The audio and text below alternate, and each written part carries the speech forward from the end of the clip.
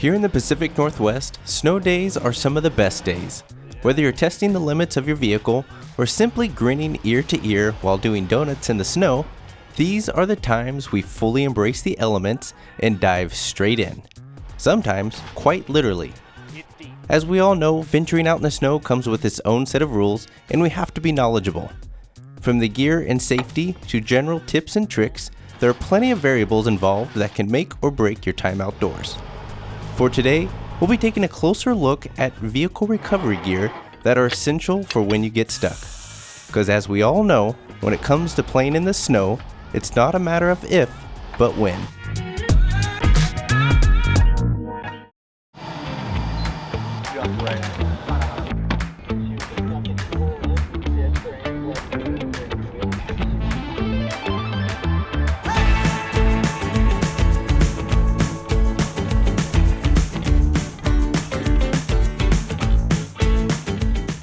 Hey guys, we're out playing in some snow and we found ourselves some Cascade concrete. So we decided after some vehicles are starting to lose a little bit of traction, now's a good time to air out. I'm just gonna use my ARB Easy Deflator. It's been a tried and true thing I've used for a long time, and that's what we're gonna use to air out. All right guys, so I've screwed on the ARB deflator, and this is a two-stage deflator where you actually screw it onto the valve and then you use this center part to actually remove the center stem. That way you can air out a lot quicker. The reason we air out is to increase the tread patch both side to side and front to back for better traction. So we get a lot better traction in sand, snow, mud, situations like that. And the reason we do that is obviously traction, but also ride quality, vehicle sympathy. It's easier on your components of your truck. It makes a big difference. In this situation, we've just started to run out of traction, so we need a little bit more. With every terrain, vehicle weight, wheel tire combo, PSI will change based on your needs and what you're going to be doing with it. In this situation, we've got about a 7,500 pound rig, 35-inch tires, and methods with bead grip. So we're going to go down to somewhere around 18 to start out, and we're going to gauge it from there.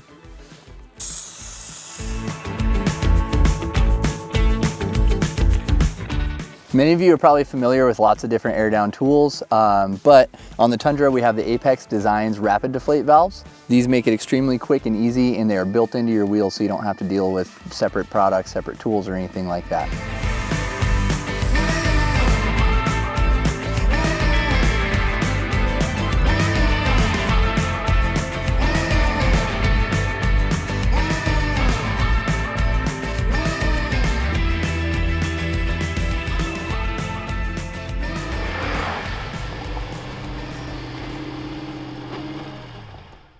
Hey, you can't park here.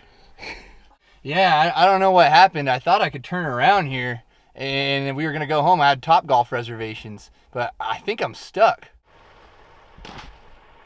It's deep. Okay. All kidding aside, as capable as these vehicles are, we wanted to purposely get them stuck to showcase what to do in the time of the event. You know, for science, of course. We got stuck on purpose here so that way we could demonstrate getting out. The first step when you get stuck, you're gonna wanna check your tire pressure to make sure that you're aired down to a safe pressure that will help you get out. And you're gonna wanna start shoveling whatever it is, sand, snow, you wanna shovel that away from your tires. Next step would be to use MaxTrax as a traction device to be able to get out. MaxTrax can also be used as a shovel if you don't have one. It's a great device for that. And this allows you to just try and climb up out of the snow, sand, mud, whatever that is.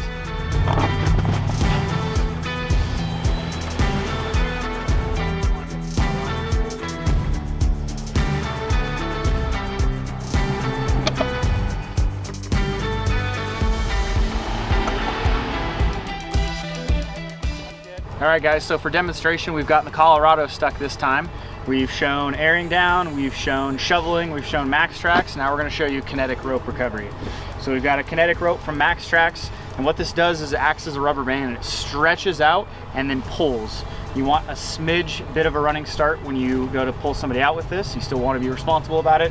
So we're gonna hook up to both of these bumpers recovery points. We're gonna give it a tug.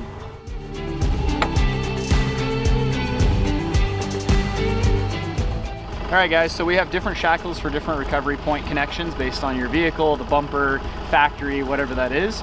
On the Tundra, we used a D shackle. We tightened it all the way down and turned it back a quarter turn so the center pin doesn't get locked in. On the Colorado, we've got a factory recovery point down low, so we're going to use a soft shackle to connect the kinetic rope to the truck. Anytime you back up a truck, you want to make sure that you've got the rope out of the way so it doesn't get sucked up into the truck, wrapped up in a drive shaft, anything like that. The reason we have this much slack right now is because it's really slick conditions, and we want to have him have a little bit of a rolling start before he gives a tug.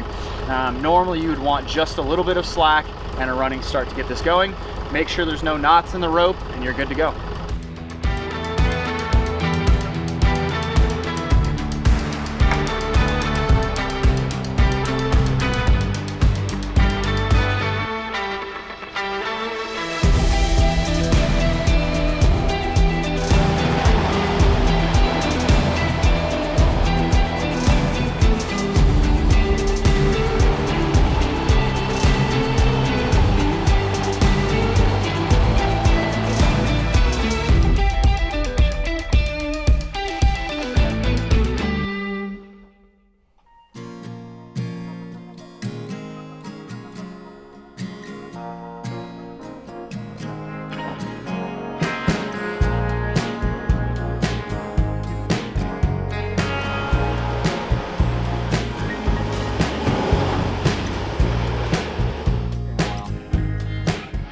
On our final day of demonstrated vehicle recoveries, we're focusing on one of the most versatile tools in off-road recovery, the vehicle-mounted winch.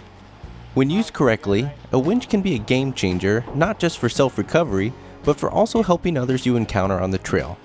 While there's a lot to cover, including different models, weight ratings, accessories, and best practices, we're keeping it simple today with a straightforward single-line pull.